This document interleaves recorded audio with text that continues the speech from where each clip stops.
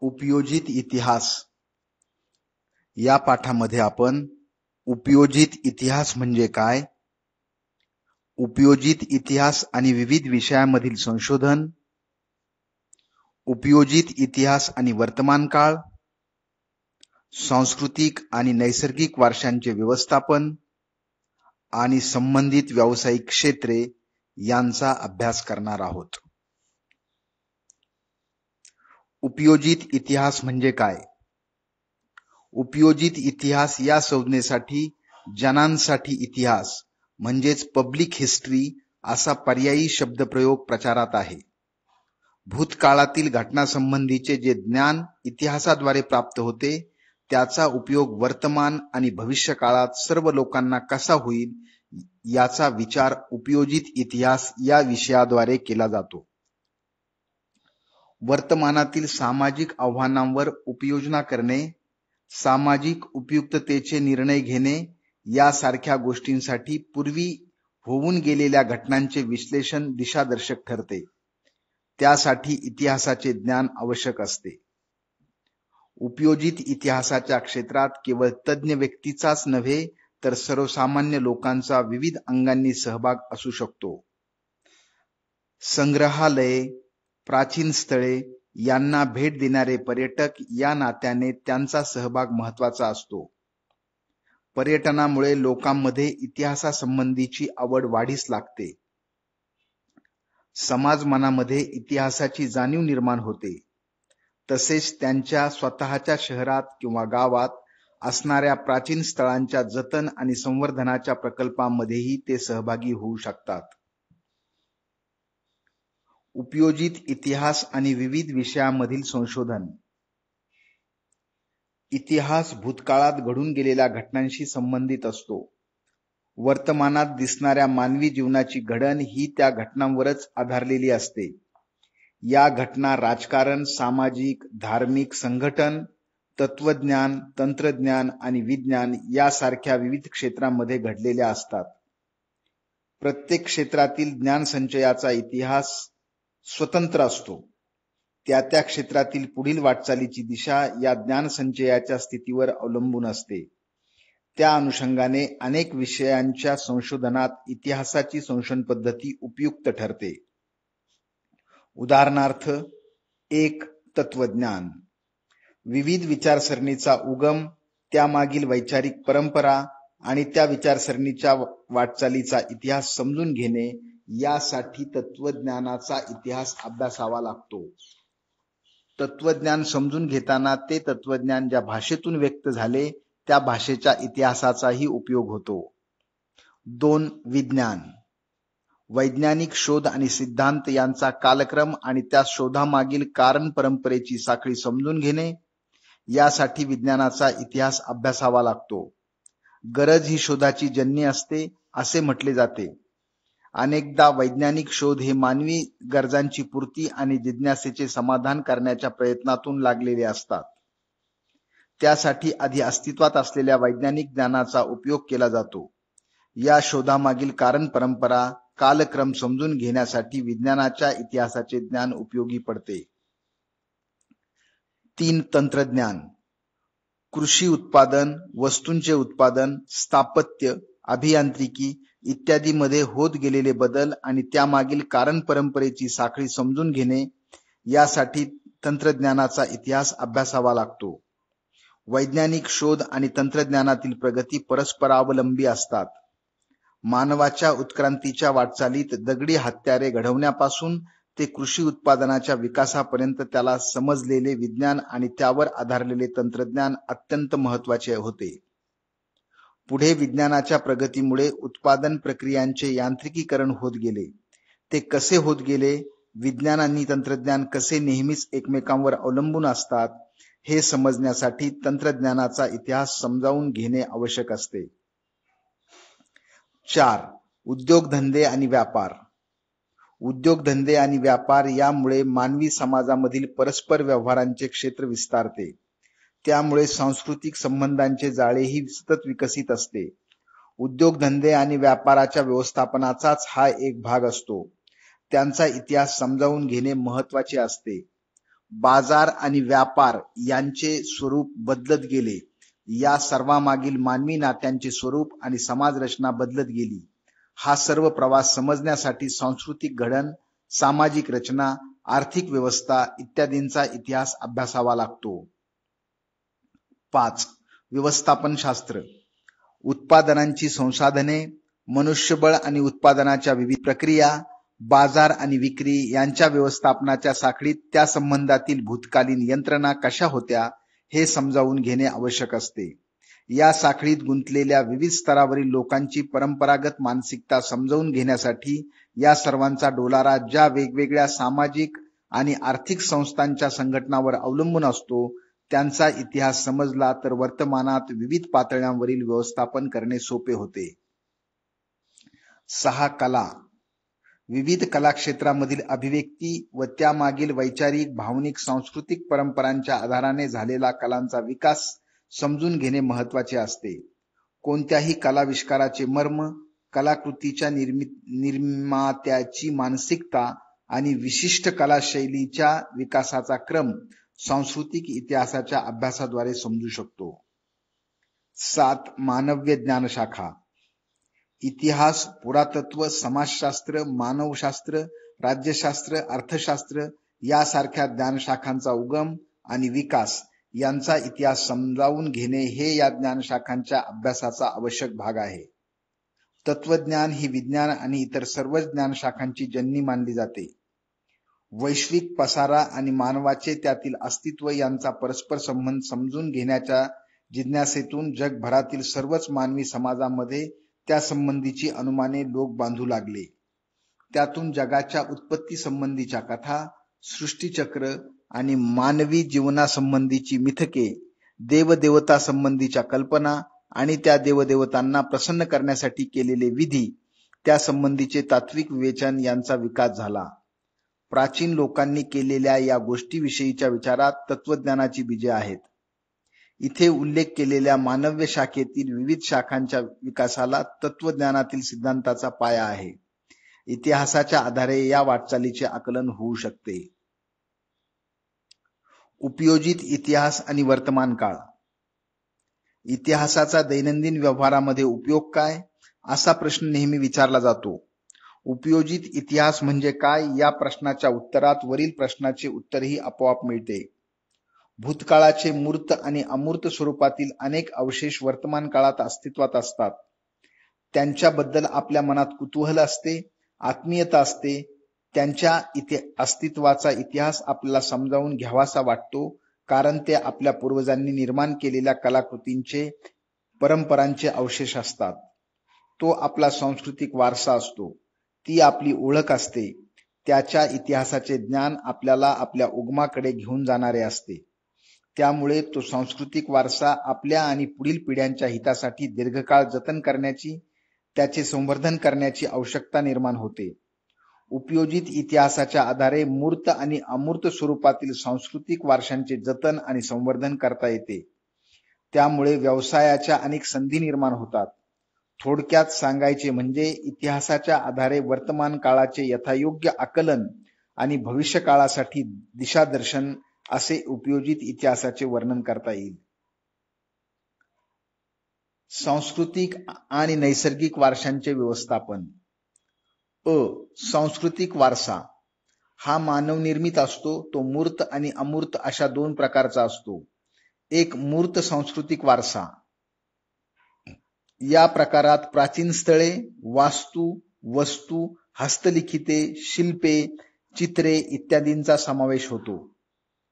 2. अमूर्त सांस्कृतिक वारसा. या प्रकारात पुढील गोष्टींचा समावेश होतो.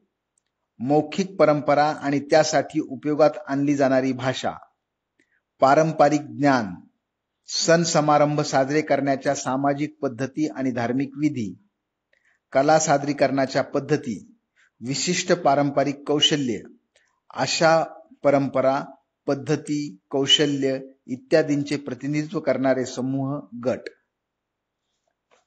नैसर्गिक वारसा.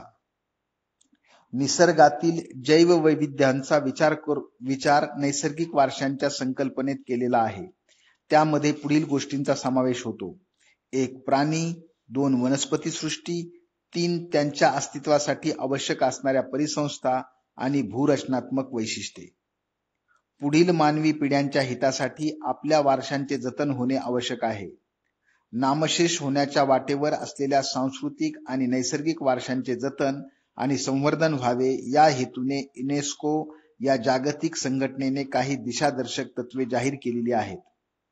त्या दिशादर्शक तत्वांच्या आधाराने जागतिक वारशाच्या पदास पात्र ठरणारी स्थळे, परंपरा यांची यादी जाहीर केली जाते. युनेस्कोच्या जागतिक नैसर्गिक वारशाच्या यादीत पश्चिम घाटाचा समावेश 2012 मध्ये केला गेला. सातारा जिल्ह्यातील कास पठार पश्चिम घाटरांगामध्येच आहे. सांस्कृतिक आणि नैसर्गिक वारशांचे व्यवस्थापन हे उपयोजित इतिहासाचे एक प्रमुख अंग आहे. या वारशाचे जतन आणि संवर्धन करण्याचे बहुतांश काम भारत सरकारचे पुरातत्व खाते आणि भारतातील प्रत्येक राज्य शासनाची पुरातत्व खाती करत असतात. इनटॅक ही Indian national trust for art and cultural heritage स्वयंसेवी संस्था या क्षेत्रात 1984 पासून कार्यरत आहे. सांस्कृतिक आणि नैसर्गिक वारशाच्या स्थळांच्या जतन आणि संवर्धनाच्या प्रकल्पामध्ये अनेक विषयातील तज्ज्ञांचा सहभाग आवश्यक असतो. त्या सर्वांमध्ये संबंधित स्थळाच्या सांस्कृतिक, सामाजिक, राजकीय इतिहासाची जाणीव निर्माण करण्याचे काम उपयोजित इतिहासाद्वारे करता येते. त्यामुळे 1 प्रकल्पांतर्गत वारसा स्थळाचे मूळ स्वरूप न बदलता जतन आणि संवर्धनाची कामे करणे शक्य होते. 2 स्थानिक समाजाची घडण आणि मानसिकता यांच्यापुढे असणारी वर्तमानातील विविध आव्हाने, स्थानिक लोकांच्या अपेक्षा यांचा आढावा घेता येतो. 3 सांस्कृतिक वारसा स्थळाचे जतन आणि संवर्धन करत असताना स्थानिक लोकांच्या भावना दुखावल्या जाऊ नयेत यासाठी कराव्या लागणाऱ्या उपाययोजनांचे नियोजन करता येते. 4 स्थानिक लोकांना त्या प्रकल्पात सामील करून घेता येते. 5 स्थानिक लोकांच्या परंपरागत कौशल्यांना प्रोत्साहन देऊ शकतील अशा उद्योग व्यवसायांना चालना मिळावी यासाठी पद्धतशीर नियोजन करणे शक्य होते. संबंधित व्यावसायिक क्षेत्रे. पुढे उल्लेख केलेल्या क्षेत्रांशी संबंधित कायदेशीर नियम आणि सार्वजनिक धोरणे ठरवण्यासाठी इतिहासाचे ज्ञान पूरक ठरते. संग्रहालये आणि अभिलेखागार. 2 ऐतिहासिक स्थळांचे जतन आणि संवर्धन. 3 पर्यटन आणि आतिथ्य. 4 मनोरंजन आणि संपर्क माध्यमे. यातील प्रत्येक क्षेत्राच्या व्यवस्थापनासाठी विशेष कौशल्य प्राप्त असलेल्या मनुष्यबळाची आवश्यकता असते. उदाहरणार्थ स्थापत्य विशारद, अभियंता, इतिहासकार, पुरातत्वज्ञ, संग्रहपाल, समाजशास्त्रज्ञ, अभिलेखागार व्यवस्थापक, कायदेतज्ञ, छायाचित्रण तज्ञ इत्यादी. ही यादी एवढ्यावरच संपत नाही. प्राचीन स्थळे, वास्तू आणि वस्तू यांच्या ऐतिहासिक पार्श्वभूमीचे सर्व तज्ज्ञांना पुरेसे ज्ञान असणे आवश्यक असते. उपयोजित इतिहासाच्या क्षेत्रातील प्रकल्पामुळे वर उल्लेख केलेल्या क्षेत्रामध्ये व्यवसायाच्या अनेक संधी उपलब्ध होऊ शकतात. या पाठामध्ये आपण पाहिले की उपयोजित इतिहास हे कार्यक्षेत्र लोकांमध्ये इतिहासासंबंधीचे प्रबोधन कसे करता येईल, आपल्या सांस्कृतिक आणि नैसर्गिक वारशाचे जतन आणि संवर्धन करण्याविषयी समाजात जागृती कशी निर्माण करता येईल, यासाठी इतिहासाच्या ज्ञानाचा उपयोग कसा करता येईल, त्या अनुषंगाने व्यावसायिक कौशल्य आणि उद्योग व्यवसायाच्या क्षेत्रात वाढ कशी करता येईल इत्यादी गोष्टींचा विचार आणि नियोजन करण्याचे काम उपयोजित इतिहासात केले जाते. ऐतिहासिक आणि सार्वजनिक स्थळांचे विद्रुपीकरण होऊ नये, त्यांचे पुढील पिढ्यांच्या हितासाठी योग्यरित्या जतन संवर्धन व्हावे म्हणून हे आवश्यक आहे.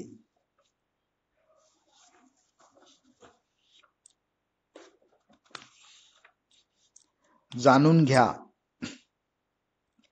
जनांसाठी इतिहास. इतिहासाविषयी लोकांच्या मनात अनेक गैरसमज असतात. उदाहरणार्थ इतिहास हा विषय फक्त इतिहासकारांसाठी आणि इतिहास विषयाचा अभ्यास करू इच्छिणाऱ्या विद्यार्थ्यांसाठी असतो. दैनंदिन जीवनात इतिहासासारख्या विषयाचा काही उपयोग नसतो.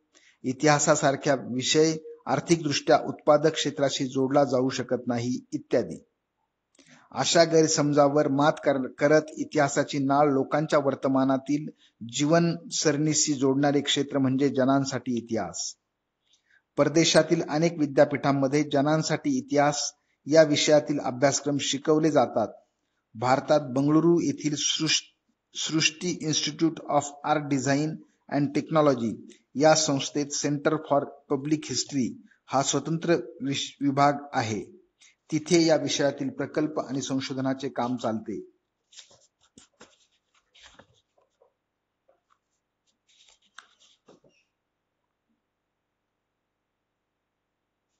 माहित आहे का तुम्हाला, जगातील सर्वात प्राचीन समजले जाणारे इसवी सन पूर्व 6वे शतक संग्रहालय मेसोपोटेमियातील ऊर या प्राचीन शहराचे उत्खनन करताना सापडले.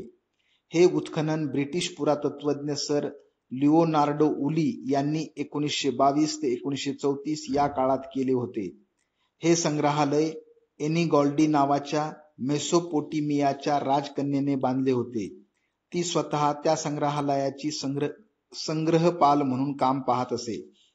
या संग्रहालयात सापडलेल्या प्राचीन वस्तूसोबत त्या वस्तूंचे सविस्तर वर्णन करणाऱ्या मातीच्या वटिका होत्या. माहित आहे का तुम्हाला, इंडियन म्युझियम कोलकाता. कोलकाता येथील असलेले इंडियन म्युझियम याची स्थापना एशियाटिक सोसायटी तर्फे सन 1814 मध्ये झाली. नॅथानिएल वॉलिक हे डॅनिश वनस्पती शास्त्रज्ञ त्याचे संस्थापक आणि पहिले संग्रहपाल होते. इथे दिलेले संग्रहालयाचे छायाचित्र 1905 सालचे आहे. संग्रहालयाचे कला, पुरातत्व आणि मानवशास्त्र असे 3 प्रमुख विभाग असून त्यांच्याशी संलग्न असलेले जतन, प्रकाशन, छायाचित्रण, प्रदर्शन, सादरीकरण, प्रतिकृती निर्मिती, प्रशिक्षण, ग्रंथालय, सुरक्षा असे विभाग आहेत. माहित करून घ्या, अभिलेखागारांची महत्वाची जुनी कागदपत्रे, दप्तरे, जुने चित्रपट इत्यादी जतन करून ठेवली जातात. भारताचे राष्ट्रीय अभिलेखागार नवी दिल्लीमध्ये आहे. भारतातील प्रत्येक राज्याचे स्वतंत्र अभिलेखागार आहे. वैशिष्ट्यपूर्ण अभिलेखागार. पुण्यामध्ये नॅशनल फिल्म आर्काइव्ह म्हणजेच राष्ट्रीय फिल्म संग्रहालय या संस्थेची मुख्य कचेरी आहे. भारत सरकारच्या माहिती आणि प्रसारण खात्याचा माध्यम विभाग म्हणून सन 1964 मध्ये त्याची स्थापना झाली. त्यामागे प्रमुख 3 उद्देश होते. भविष्यातील पिढ्यांसाठी दुर्मिळ भारतीय चित्रपटांचा शोध घेणे, ते मिळवणे आणि चित्रपटांच्या त्या वारशांचे जतन करणे.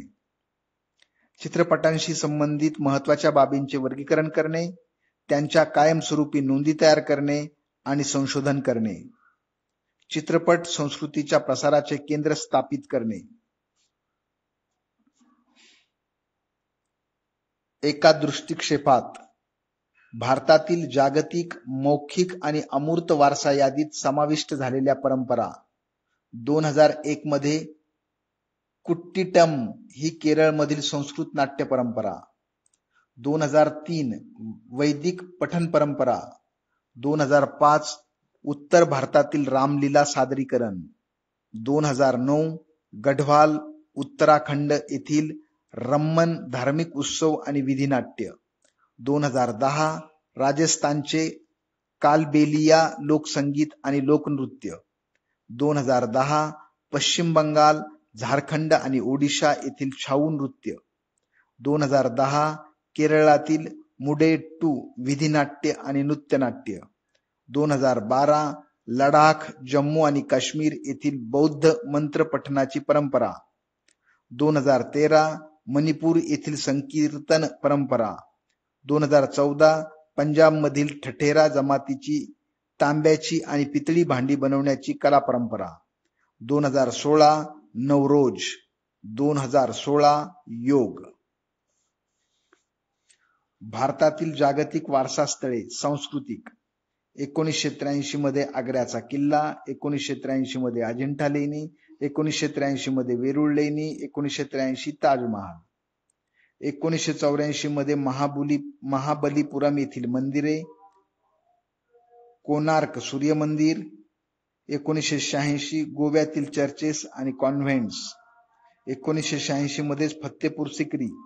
1986 हम्पी येथील वास्तुसंकुल. 1986 खजुराहो येथील मंदिरे. 1987 घारापुरी एलिफंटा लेणी, 1987 चोळ मंदिरे, तंजावरचे बृहदीश्वर मंदिर, 2004 गंगईकोंडचाळेश्वरमचे महद्वीश्वर मंदिर आणि दारासुरमचे ऐरावतेश्वर मंदिर, 1987 पट्टलदल येथील मंदिरे, 1989 सांचीचा स्तूप, 1993 हुमायूनची कबर, 1993 कुतुब मिनार आणि परिसरातील वास्तू, 1999 1 Darjeeling Himalayan railway, 2 Nilgiri mountain railway, 3 the कालका शिमला रेल्वे, 2002 बोधगया येथील महाबोधी मंदिर आणि परिसर, 2003 भीमबेटका येथील शैलाश्रय, 2004 चंपानेर पावागड पुरातत्वीय स्थळ, 2004 छत्रपती शिवाजी महाराज टर्मिनस मुंबई, 2007 लाल किल्ला दिल्ली, 2010 जंतर मंतर जयपूर, 2013 राजस्थान मधील पर्वतीय किल्ले, 2014 गुजरात मधील पाटण येथील राणी की बाव, 2016 नालंदा महाविहार पुरातत्वीय स्थळ, 2016 चंदीगड येथील कॅपिटल कॉम्प्लेक्स, 2017 अहमदाबाद ऐतिहासिक शहर. भारतातील जागतिक वारसा स्थळे नैसर्गिक, 1985 मध्ये काझीरंगा राष्ट्रीय उद्यान, केवलदेव राष्ट्रीय उद्यान, मानस वन्यजीव अभयारण्य, 1987 मध्ये सुंदरबन राष्ट्रीय उद्यान, 1988 मध्ये नंदादेवी आणि व्हॅली ऑफ फ्लॉवर्स, 2005 राष्ट्रीय उद्याने, 2012 पश्चिम घाट, 2014 ग्रेट हिमालयन पार्क. भारतातील मिश्र स्वरूपाचे जागतिक वारसा स्थळ 2016 कांचनगंगा राष्ट्रीय उद्यान.